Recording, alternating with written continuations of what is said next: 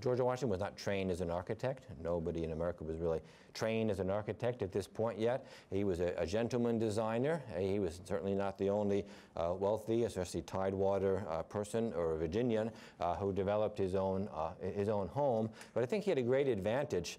He had two advantages. One, he was not overly smitten by what he's going to fish out of a book, right?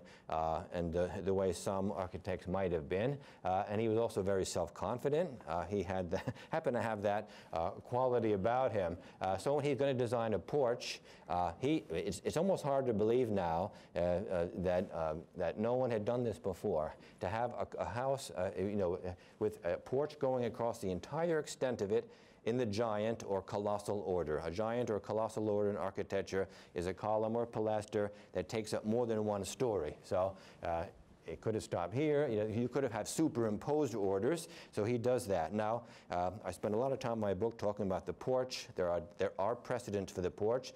There are lots of houses in America that, in England, they're beginning to have the colossal order with pilasters against the house, right, or something like that. And you have porches, even something like the Dutch tradition of having porches across. The Dutch come to America, they have extensive porches, but they're all one story. And even taverns have that and so forth. So he has this colossal thing. They weren't doing this in England. They didn't do it in Italy in the Renaissance or Baroque period. Again, so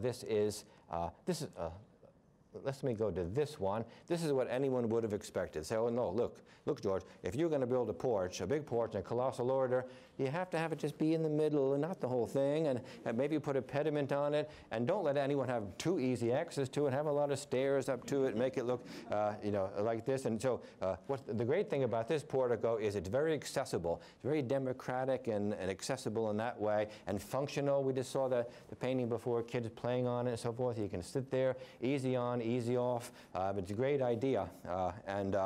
So again, he's coming up with this largely on his own.